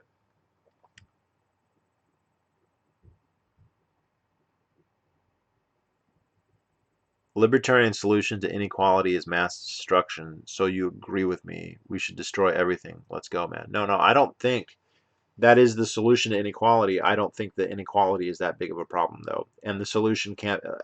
There's some evidence that it can be stressful but it's all relative, right? And I feel like relative inequality doesn't really matter if you're doing well and you have a self-actualized life. Who cares if somebody else is vastly more wealthy than you? And the problems that people can be jealous, and but people also recognize that saying you're jealous because somebody is richer than you doesn't really isn't really a strong argument. So they like to make the counter, well, inequality is really bad because then because of the influence it can have of the government. This person who's way richer than you has more influence over the government, and that's the real problem. And so that, to me, that speaks to, you're never going to have a state that's egalitarian in that sense. There's always going to be somebody who's more influential, or some group or some special interest that's more interest.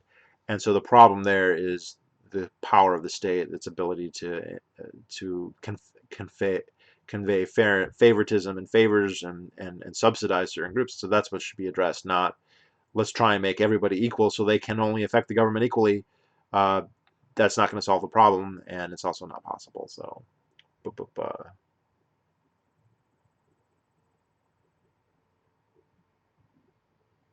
culture of critique, you don't shy away from rabbit holes. Look, I've read a couple hundred pages, and I think it's a totally fair book. I think it's a good book, and I think he's, like he said, it's not to say all Jews are a certain way. They're not all a certain way. They vary quite a bit, and it's just that some of the, and there's a certain mendacity to coming and going, because this is another thing that Begin would do, and all the other, many, not all, but many of the other people in that book would do, is Jews are special, Jews are unique, we have this special religious, if they're religious, we have this special role with God, we're the chosen people, we're the light unto the nations, we're chosen, blah blah blah. And then they go, why do people hate us? And I'm like, yeah, because you just spent your whole fucking existence going on about how you're better than everybody else and how you're superior and how you have a special role with God. And people are going to look at you and be like, okay, you know what? Fuck you. So that's I mean, you can't have it both ways. You can't celebrate how unique and perfect and awesome you are. He talked, I mean, Begin went on and on and on about how great it was that the Jews invented this Sabbath. Like, only the Jews came up with the Sabbath, and only the Jews were so wise. And it's like, what the fuck, is that the best you can come up with? Like, and also, why do you think people hate you so much? You know, if you're gonna be that fucking, it's just, again, not all Jews are like that. Um, some of them are.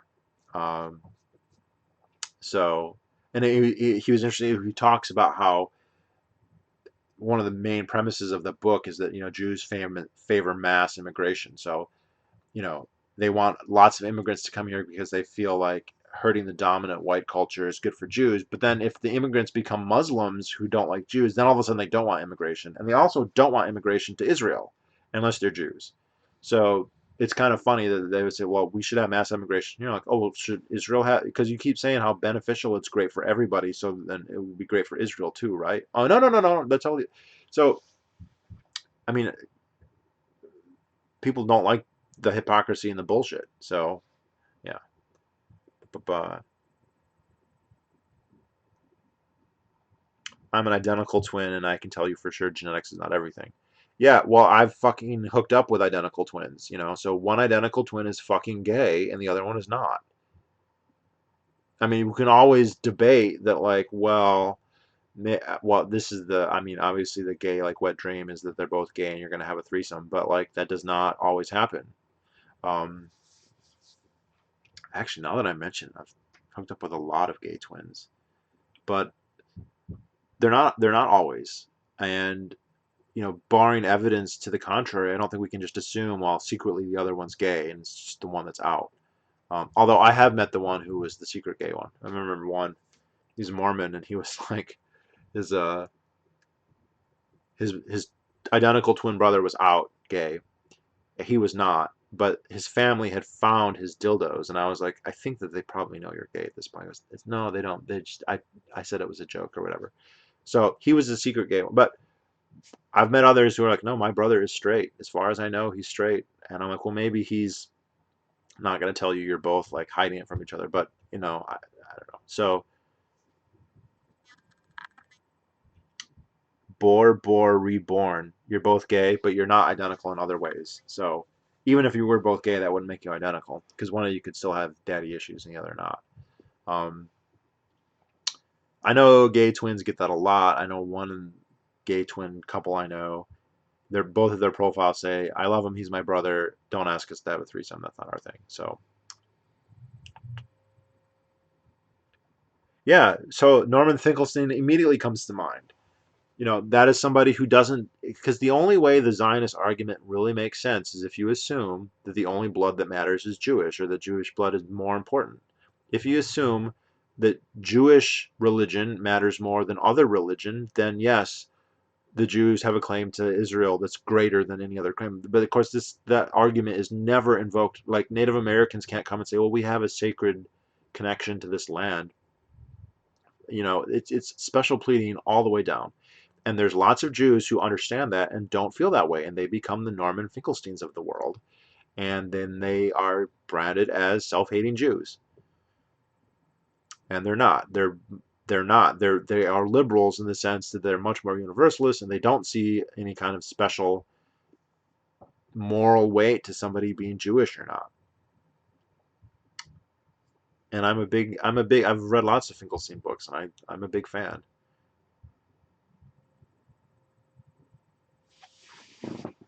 Well, Finkelstein, I mean, he went up against Alan Dershowitz, and this was before we knew that he was a pedophile or whatever. And he lost his job, and he was kind of destroyed.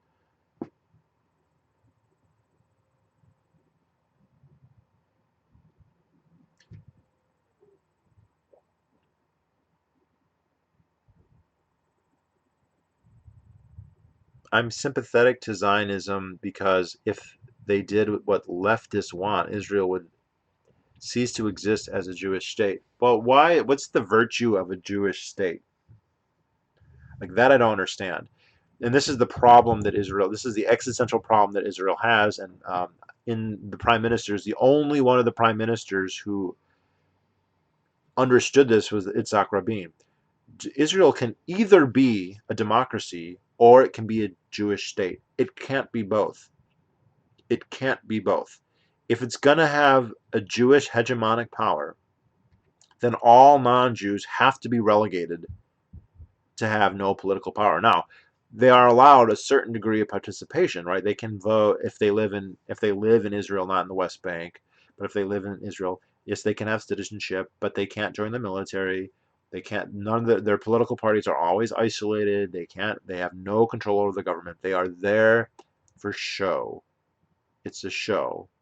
It's understood to be that way. Well, that whatever you want to call it is not democratic. And I'm not the biggest fan of democracy, but there it is. They are. These Zionists are huge Democrats in favors of democracy, and so is the left.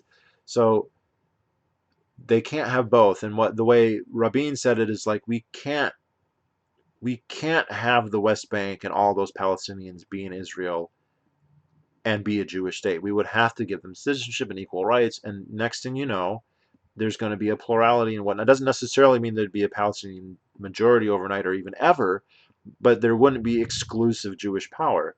And so we can either keep to where we're already a pretty strong majority, and then yes, we can have Jewish democracy there, but we can't have it everywhere. And the thing is, the Likud Zionists want it both ways. They want Eretz Israel with, I mean, they at least want the West Bank, the Golan Heights, and the Gaza Strip. Some of them want even more than that, and they just, but they want it to be Jewish, so they will exclude non-Jews to whatever extent possible that they can get away with. They'll do whatever they can get away with.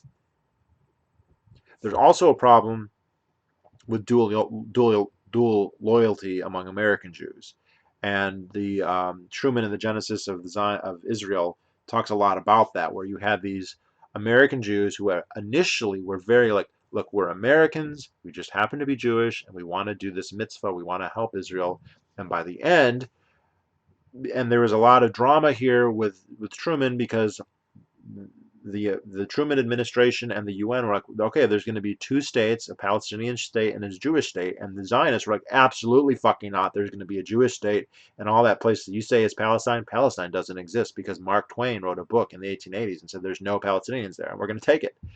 And one of these Americans, Jewish Americans, who initially was like, I'm an American, he was like, if because Truman said, well, we might have to use the American army to go and enforce the two-state solution. He said, we will kill you. We will kill you Americans. This is an American speaking, right? So there is a dual loyalty issue that Illa Omar has brought up correctly for all her other flaws.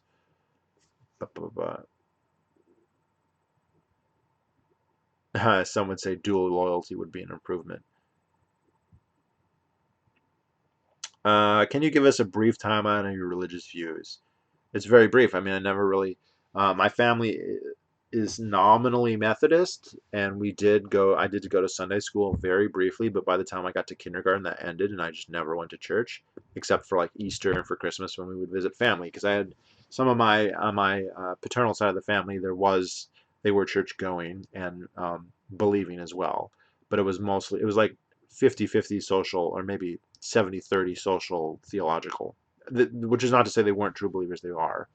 Um, but growing up, I just thought it was kind of weird and boring. And then later in high school, I just was very skeptical of it and even anti, oh, this is just propaganda and this is just manipulation and it's clearly fit. You know, you don't believe in Zeus, so you wouldn't believe in God.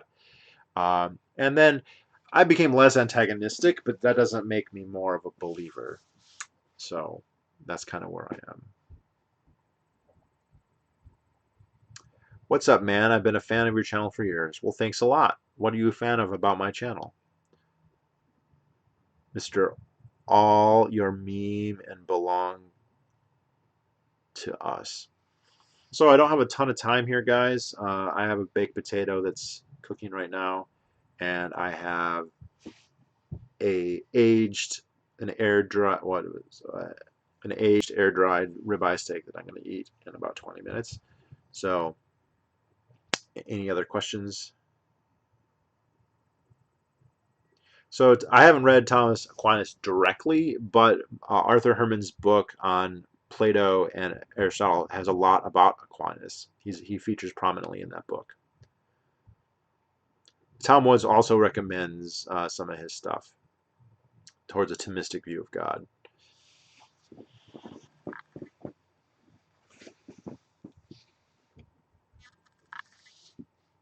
Now, the other thing is I bought a whole bunch of books. So I'm not going to do a review of those, I don't think, but I bought like 30 books that will be next. I like the libertarian stuff and the intactivist stuff. Yes, it really kind of has been the shift. I brought in a lot of intactivists onto this channel, uh, and I'm still very much an intactivist and very active in that. And that was another good thing about this summer. I was able to really work on that a lot, and I've made some significant progress. Any chance you'll be visiting Ohio in the near future? I'd like to meet up. Well, I just drove across Ohio 2 days ago, so I drove across the entire state. I stayed the night in the most eastern town, the last exit before Pennsylvania. I think it was called Kanault. So I've been to Ohio many times. Where in Ohio do you live?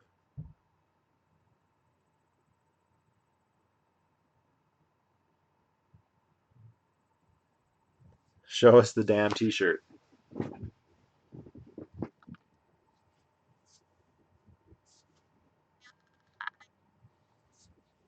So this, for those who don't know, is the Killdozer, so-called, misnamed the Killdozer, I'd say.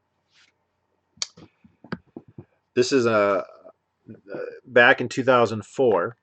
There was a guy by the name of Marv Heemeyer who lived in Granby, Colorado, beautiful city in the Rocky Mountains, about an hour from Denver, and uh, he had been in a long-standing zoning struggle with these. He owned some kind of like auto repair shop or something like that, a mechanic shop, muffler shop, oil change place, something like that. He had a long-standing feud with a few other people in the town who also owned a couple businesses, and they were like they had municipal office. I don't know if they were the mayor, city council, or both, or whatever. But at some point, they used their municipal power to put him out of business. They zoned him out of business. And this was a very long-standing, long-term thing. This took a long time. And at one point, they zoned it so that the street that he was on was not legal to have a business or whatever. And so he bought a large bulldozer to try and construct a new road or whatever so that he could connect to a different street where he could then continue to operate his business. This failed. They zoned it out anyway. He struggled against this politically as much as he could, but eventually he was completely defeated. And it got to the point where he basically had like 6 months or 9 months to vacate his premises. So he had this bulldozer. I think it was a D9, but I'm not positive on that. And said, "All right, fuck you." And he spent the next 6 months coating it in armor. He covered it, I believe, in 9 tons of steel. It was about 6 inches thick, double layered with cement. He air pressured the inside with his own oxygen source. He put in slits with 50 caliber rifles, closed circuit television, and when it was ready, he drove it out and he demolished the property of his enemies. He demolished the town, all the cop cars. He demolished the police station. He demolished the hardware store owned by his enemy. There's videos of this. You can just go on YouTube and type "killdozer," and there's lots of videos. And the police are out shooting it with AR-15s and flashbangs, and they don't do anything to it. And eventually, the engine gives out because the dozer wasn't designed to have 9 tons of armor on it, and he kills himself. He didn't kill anyone else. Nobody died except for him. He just took his revenge. And there's a recording of him leaving kind of a farewell message. He was very open that he was doing this, and people just didn't believe him. They were like, "Oh, you're going to take revenge?"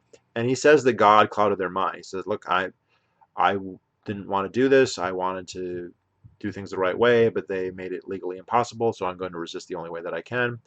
And God clouded they clouded them so that they did not see what I was doing. And he's kind of a folk hero, so uh, of mine and of many people. Uh,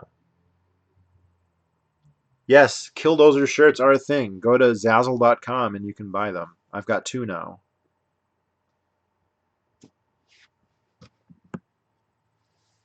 It's kind of the other one who kind of similar would be the Roger Pignon, who was the Vermont farmer who took his tractor and pancaked all the cop cars.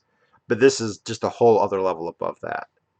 Uh, Akron, Northeast Ohio. Yeah, so my cousin actually lives in Akron. He just got married. He's got a kid. I've never been to Akron. I've spent a lot of time in Youngstown, though. I'm pretty familiar with that area.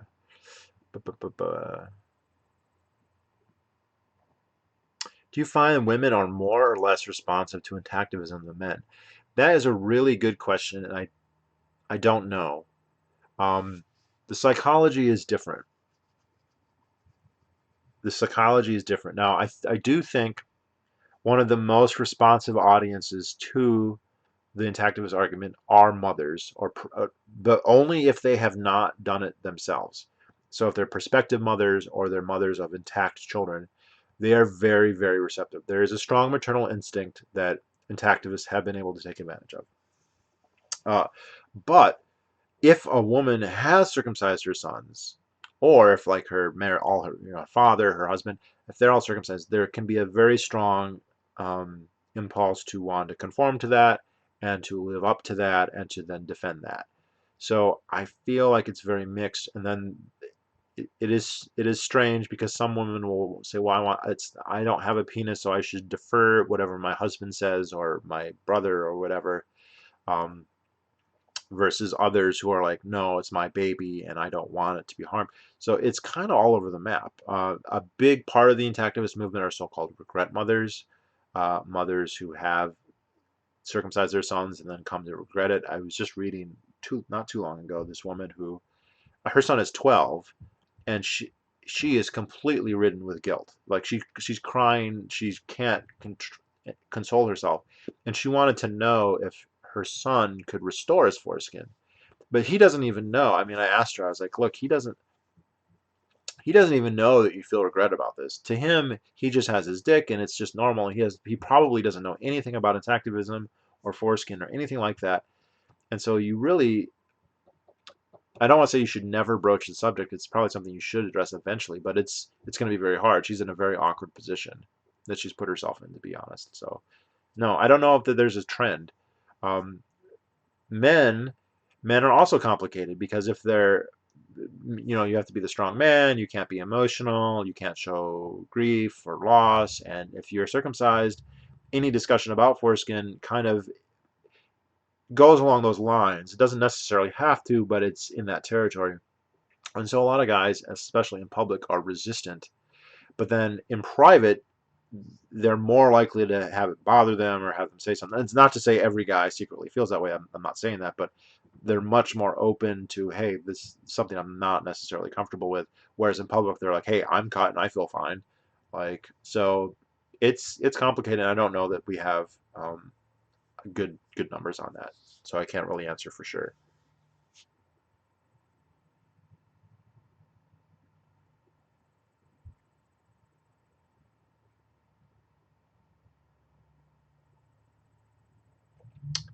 Not only am I eating steak, all right, this is aged dried steak. So somebody spent the money to age dry it for 3 weeks before I bought it. So that is extra anti-Thornburg.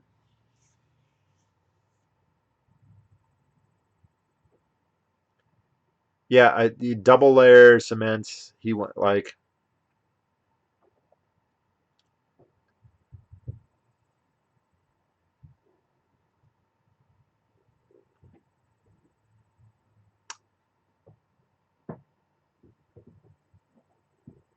I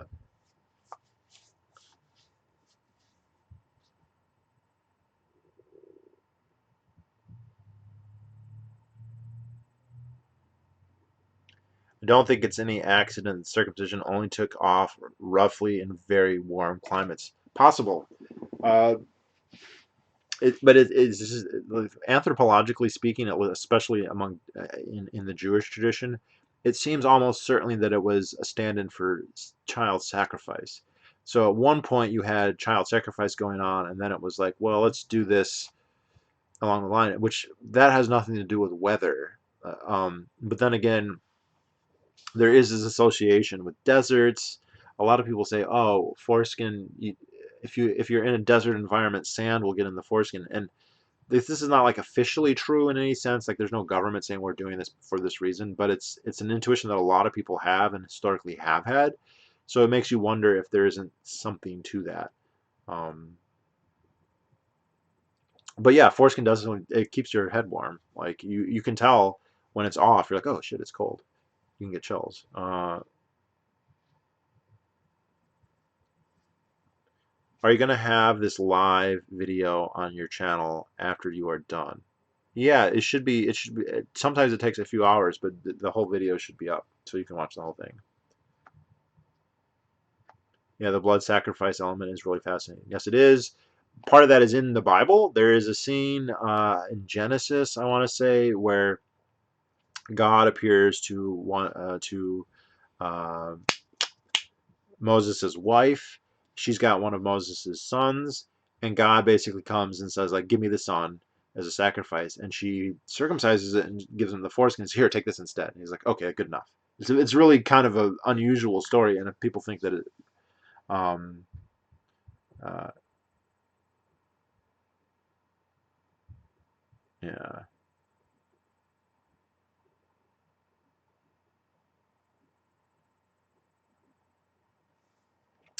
Got a book about how parents violently resisted having their kids sent to schools in the early to mid 1800s called Building the Education State. Early to mid, I think it would be more like mid to late. But look, education is compulsory because people don't want to go. I mean, if it was really so awesome, that wouldn't need to be compulsory. And Rothbard's essay on this, I forget what it's called, is really good. Just kind of an overview of the history, but it goes. I mean, you can get more into it by reading John Taylor Gatto or Compulsory Miseducation in the Community of Scholars. There's a lot of good books on this. But look, you can read the actual proponents themselves. This was not a, oh, people are poor and they can't afford good schools and education can only really be provided by the state. So we're correcting a market failure by providing a service that otherwise wouldn't exist. That is not what any of them said. That's not what any of them thought. That's not how they sold it. It was, we are going to, yeah, they did. It was definitely was not happening in the early 1800s. It was the mid to late 1800s, starting especially in Massachusetts. And the first ones, And it proceeded in stages. So the first ones would be a government-funded school that was not mandatory, that was a charity school. Like, okay, because this is the argument people always make is, well, what about poor kids? I'm like, okay, that's an argument to have a welfare school for poor children to go to if they want. That is not an argument to force everybody to go to school, right? We don't have welfare that says this is for everybody. We have welfare like, hey, we did means testing and you can't afford this, so you can have it if you want. Not you have to take it. That's what education. That's kind of the big giveaway that it's not what people think it is. And of course, that was initially. Now, weighted into that, you also have the fact that it's a jobs program, that it's a part of a political machine, that it's this entrenched bureaucracy on top of all that. But they were, I mean, initially it was religious. They didn't want kids to go to parochial school and to learn to be Catholic. They wanted them to learn to be English, to be American, to be patriotic, to be good workers, but not to be free thinkers, not to have the wrong ideas, because the um, puritanical progressive establishment, they already knew all the right ideas, and they have this rule of the experts, and the experts don't want normal people fucking things up and doing their own thing. They want to come and say, okay, we've got a plan, this is your role in the plan, we are going to now indoctrinate you into that role. And they need to have coercive power. They need to be able to force you to do that. So we've got the Jana Dams of the world, and then we've got the Deweys of the world and the Wilsons of the world and the Horace Manns of the world who all come together. We are going to unite to compel you to do this.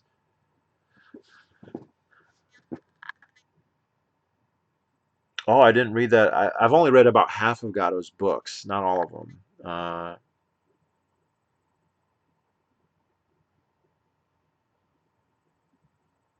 It was hot. Look, people had to be forced. It took generations for people then to have it become normalized.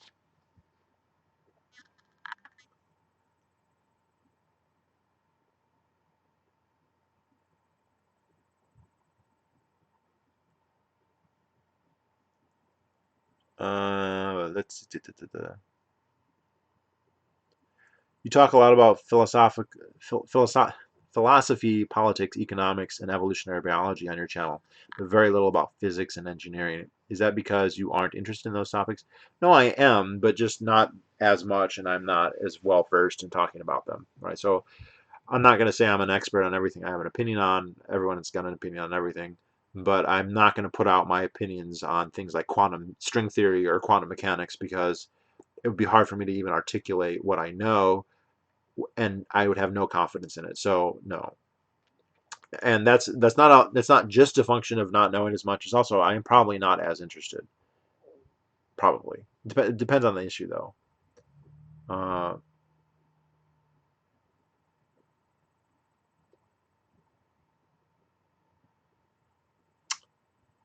what is your thoughts on the Middle Ages exogamy hypothesis as an explanation for the unusually high levels of libertarianism among Northwestern Europeans as compared to the rest of the world? So, if I'm getting this right, is this the fringe elements kind of, and I don't know if it's originating from him, but the idea that they were executing basically non-libertarians, roughly speaking, and then propagating them. So you had the richest people who were the merchants having the most kids, but then you were executing people who were whatever criminals. I mean, there might be something to it, but I mean, Western Europeans are also not very libertarian. I mean, the big problem here is that the worst communists, the worst progressives, the worst, all of that, that's not coming from Africans. You know, I mean, Africans adopt it sometimes, but it's coming from WASPs, right? WASPs are terrible at this. So I don't know. That dichotomy isn't really resolved in the theory, I don't think. Because I feel like that's a contradiction. If you're going to say that the reason white people are, especially Northwest Europeans, are more quote unquote more libertarian is because of their genetics, then why are they also more progressive? Why are they so insistent on making the whole fucking world, a certain way?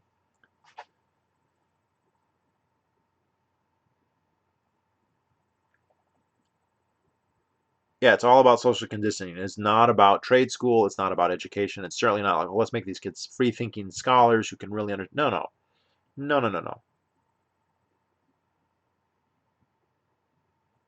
I think it's more a case of breaking the super insular family clan. So, culture of critique talks about that a little bit, and he does talk about group selection and how in more marginal environments, individual selection might be more important than group selection, and so groups that evolved like in warm equatorial areas might have had a genetic advantage to group selection, whereas in more marginal areas, that's not the case. Interesting theory. I'll see where it goes. I'm not going to come down hard either way at this point. Yeah, and again, that if that's true, it's not like Jews came up with all this stuff. Jews push a lot of it, but they didn't invent the idea of immigration. They didn't invent the idea of socialism. They didn't invent, well, I mean that you could debate that one, but they're not the only ones pushing it. Northern Europeans, Northwest Europeans. I mean, Jesus fucking Christ, look at Norway, Finland, look at Scandinavia, right? So it it's kind of being cherry picky here to be like, well, the good parts that we like, that's because of genetics, but the bad parts that we don't like, that's not because of genetics. Well, they're both ideologies, right? Communism, socialism are ideologies. Capitalism, free markets are an ideology. And if you're going to say, well, we're libertarians because we're white, well, then are we communists because we're white too? Because that's so, or socialists or whatever it is, progressive liberal. So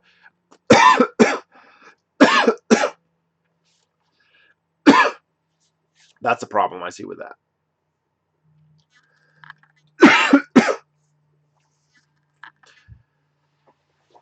Look, the progressive era in the United States was spearheaded by WASPs. It wasn't the Jews took over. Jews were allowed in by WASPs, and then they shared power with WASPs. WASPs are not innocent here if we're talking about the progressive movement in the United States. So, and that's WASPs, right? That's the Boston Brahmins, right? The merchant elite.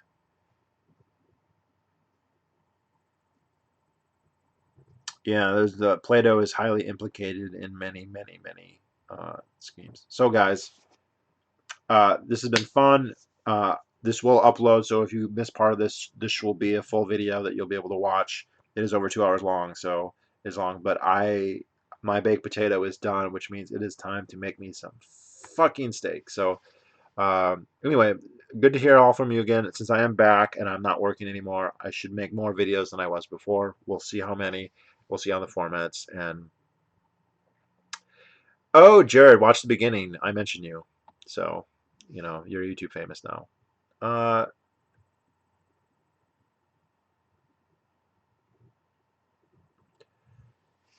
it is true that the only people anywhere who have been interested in libertarianism have been Protestant Anglos. It's really weird. See, I think that's false.